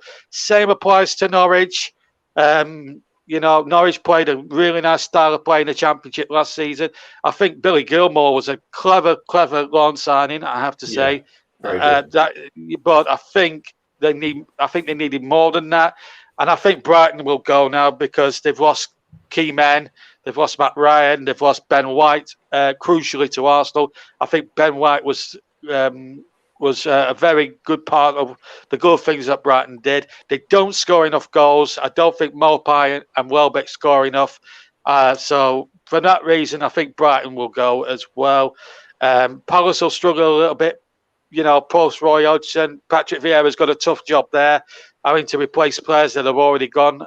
They had a lot of players out of contract. Southampton should be okay. Villa will finish 10th. And I've got, as I said, Russ, I told you this off air, actually, a couple of days ago. I've got Leeds to finish 8th. Now, Leeds are a good side. I've got a Leeds United fan who works today, and I was telling him exactly the same thing. And he doesn't think they're going to finish anywhere near the top 10. I said, are you joking? I said, you play great football. You're a quality side. You've got a quality manager. You've got stars like Kelvin Phillips, who in the last 18 months as a footballer has progressed to high levels that he could never have imagined.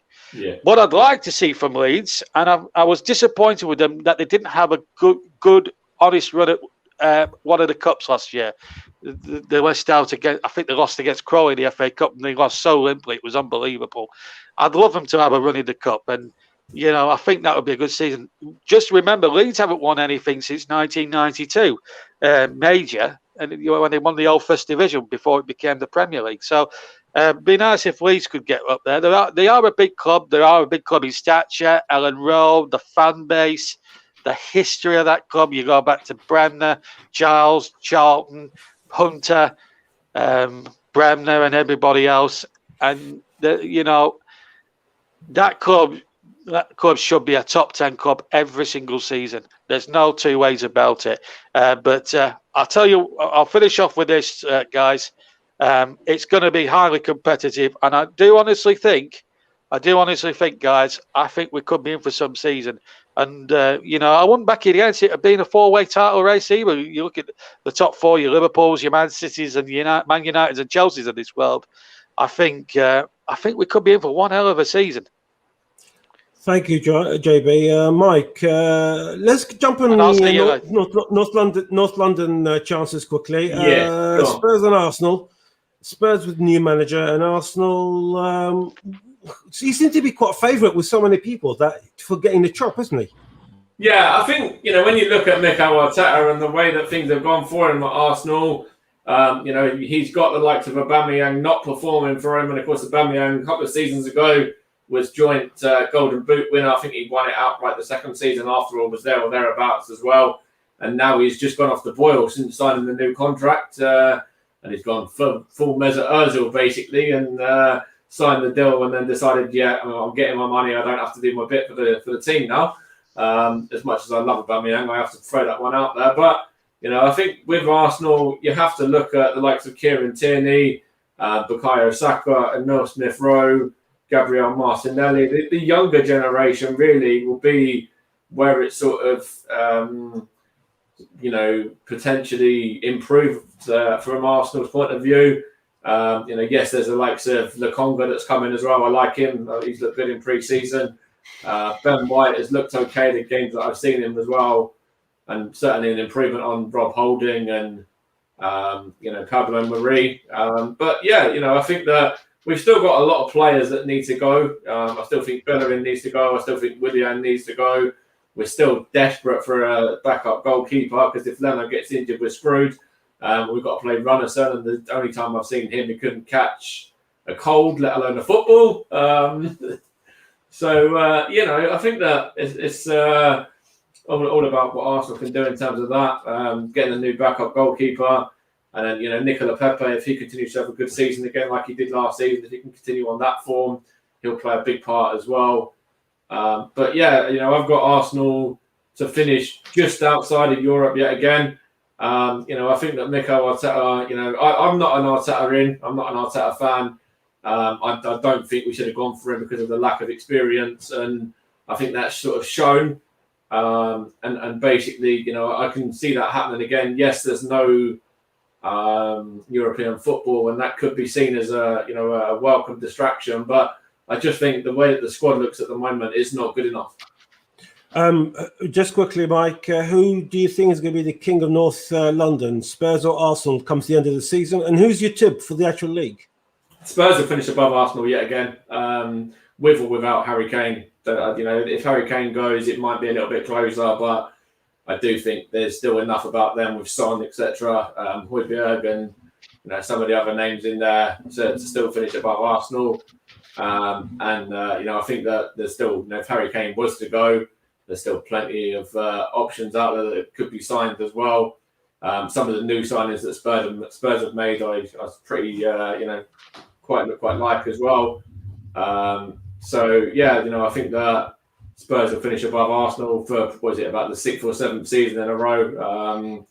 And then, to win the title, I've gone Chelsea. I think that Lukaku will certainly improve them. I think that Sarri has really improved them as well. And then if they can get Timo Werner sort of firing, Kai Havertz, Pulisic, Ziyech as well. They've got some really top draw players. And then if you look at their back line, they've got like Reece James as well, another really good player who was fantastic throughout the European Champions League final, the other year. Mason Mount, of course, as well. So I think Chelsea, I've got City second, I've got Man United third, and I've got Liverpool fourth. That's my top four. And in terms of relegation, I'm glad that JB's left because I've got Burnley to go down. So I don't want to upset him too much, but I think it's probably their time's done now. And to be honest with you, after hearing JB for the last 20 minutes, I would want Burnley to go down as well. So didn't know you could talk about for Burnley. And I've got Norwich down. I've got Norwich to go down with them as well. I think Brentford will survive. Only just. I think they'll be probably 15, something like that. Just outside the relegation zone, 15th, 16th, somewhere like that. And I see Watford going down as well because I saw them come down here to Stevenage in pre-season, brought a really strong side down and didn't look very good at all, to be honest with you. Just speaking while we speak, sorry, Barry and Russ, just 1 second. Obviously, speaking about the North London side and all that, and I'm just going to bring in Mark quickly because obviously Mark is going to tell us about his team to win the league is Chelsea, which is same as mine. I think Chelsea are going to win the league personally. Obviously, there's a big standard, isn't it, since Thomas Tuchel came in and took over, and he changed the club. I mean, we've seen players like Jorginho, which I've never rated, to be honest with you, until Tuchel came in, and he's been one of the best players in the world over the last 6 months. Surely you can see that there's a big standard, a big difference between Chelsea and the North clubs of London, aren't they? Yeah, absolutely. Yeah, I couldn't agree more. Like what the guys were saying there as well. You look at the signings he's made, and it just shows you how different players can be under a different manager. We're seeing that obviously what he did at his previous clubs. He gets them playing good football. Obviously got them the Champions League last season, and you can't look past them. They're definitely got to be one of the favourites for the Premiership for me. I don't think you can really look past them in that respect. They've got quality throughout the side. The strength and depth they've got. So it's going to be a very tough league, the Premiership this season. You've got sides like Man United that strengthened as well, bringing Sancho in as well. I think they're looking to bring another striker in. I think Leeds, you can see how much they've improved since they've come back into the Premiership as well. They've really established themselves. Obviously, Liverpool, they'll be wanting to try and close the gap under Man City. Obviously, Man City bringing in Grealish as well. A lot of hope there with him, and I think Leicester as well. I think Leicester will be up there as well. I think in the top four as well. So it's going to be a very interesting season in the Premiership. But I do fancy Chelsea to win the league.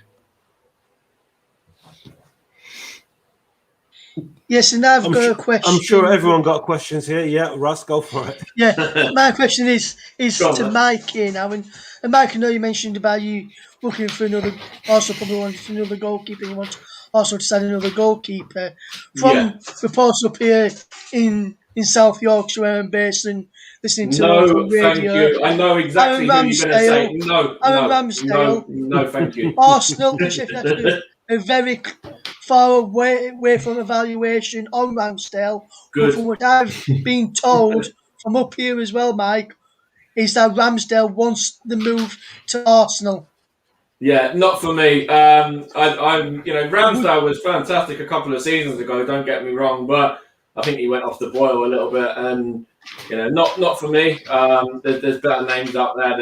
We need to be looking for a number one really. I want Leno as our number two, and I want us to sign a number one now, not a backup goalkeeper. And Ramsdale would be backup for me to answer that question. And just quickly, I wanted to mention Leeds as well. I see Leeds having a really good season. I think they could certainly be, like West Ham were last season. If you look at that squad, I think they could be up there challenging for Europe. Barry, I was listening to, I believe, Trevor Sinclair earlier on today, and I think he mentioned Wolverhampton Wanderers are one of his teams to go down. I'm assuming you don't probably agree with him, and probably you got your own three that you think maybe they've got a bigger chance than Wolves to be in the Championship next season. I think Wolves have got enough quality about them. There is a bit of a change there. There are one or two new faces, new manager. I think they've got enough quality in the squad. For me, sorry, JB's gone. I think Burnley are dead and buried. If your big summer signing is Wayne Hennessy, you've got problems. I'm sorry, they are. They're a mess for me. They've got a load of experience, but you can't keep counting on a bang average squad of half-decent players and expect to stay up. They only just stayed up last year for the fact there were three teams worse than them. I think the three teams that come up will finish above Burnley, and that for me is enough to send them down, because I think Watford will be better than them. I think Norwich will be better than them, and I certainly think Brentford will be more entertaining and better than them. So I don't see Burnley finishing anywhere near survival. I did originally put, just looking here, I did originally put on my list Burnley, Newcastle and Norwich. I think it's very tight. Crystal Palace, Southampton, a lot of change there. Will they be okay? Not sure.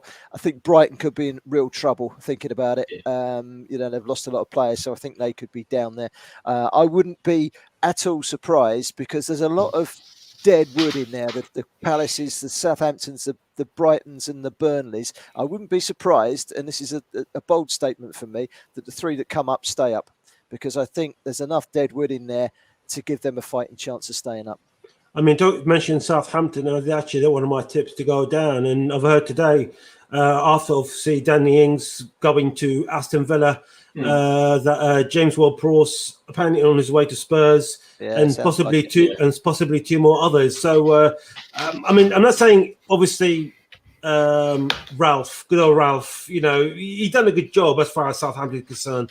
But surely he can't, just like Burnley, he can, so far he can take the club, hasn't he, Same as John Dyche. There's quite a few deadwoods in that team as well, to be fair. Yeah, there's a lot. What I will say, just sorry, Barry and John as well. Ralph Hasenhüttl was the man I've got to be the first manager sacked from the Premier League, in fact. Wouldn't surprise me.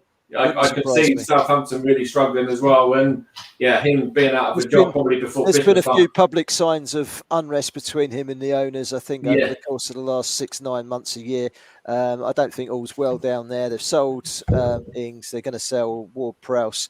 I mean, they struggled back end. Remember, they were top, and in the end, they were nosediving towards a relegation battle. They just about had enough to stay up. For me, that signifies that they're you're bringing in Armstrong, great goal scorer in the Championship. There's no guarantee that he's going to score you even 10, 12 goals in the Premier League. So I think they're in trouble as well. And I stand by what I say. I think the 3 clubs coming up have got a good chance of staying up. And that's a bold statement because that doesn't often happen. Yeah. Obviously, we've probably got about 10 minutes to go. They've also lost Ryan Bertrand, who was one of the main left backs in the Premier League, and they're also losing Yannick Vestergaard as well. He's in Leicester having his medical and that should go through in time for him to play this weekend for the Foxes as well. Brendan Rodgers said earlier today, so that should go through in time so he can make his debut for the Foxes this weekend. Vestergaard, so lost 2 key defenders there for me. Southampton, and I've actually put Southampton.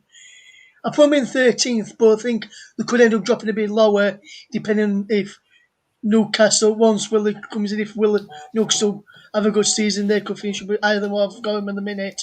But with the squad that they had with Vestergaard there before Vestergaard left, I put Southampton to finish in 13th, but I could see them finishing lower now, having lost Ings and Bertrand and Vestergaard, 3 of the main players from last season, especially Southampton as well.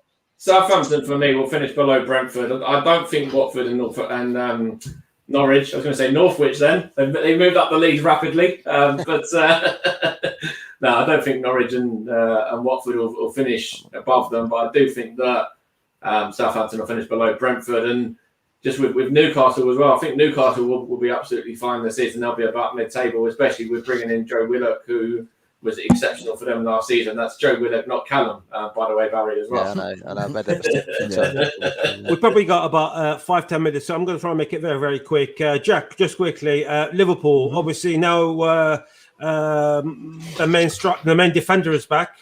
Liverpool's problem for years always been not scoring goals, but conceding goals, especially when they had Matip and all that.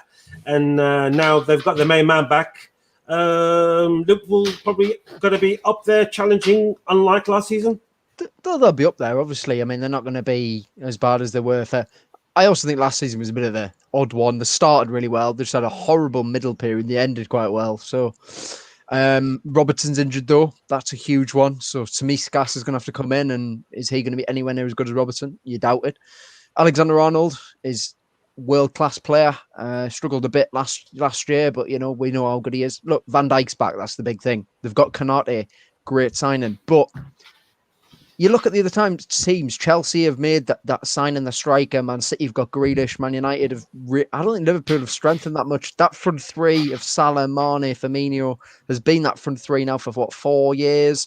And there's been rumours for ages that Salah doesn't. It doesn't really fancy it anymore. Liverpool wants to go to Real Madrid, wants to go to Barcelona. You can think that they're all coming towards maybe the end. They're past that peak now. They're all the same age. They're all 29. They're all on £200,000 a week. They will do well, but I just don't see Liverpool. I think that Klopp's team's going a bit stale, to be honest. I think they'll finish in the top 4, but I can't see them finishing near the title, in my opinion. Just quickly, Jack, then while you're here, just literally next 30 seconds, where do you think Newcastle are going to end up, and who's your tip for the Championship? Yeah, I mean, I think Newcastle, Willock is a huge signing and on a permanent deal. I'm absolutely delighted about that. I think he'll get a good amount of goals, but he does good defensive work. He has great legs in the midfield. I actually think Newcastle have a decent season. I think the second half of the season were pretty good since Graham Jones came in, because he's actually got some tactics, unlike Steve Bruce. So I think they need another centre back because we lost.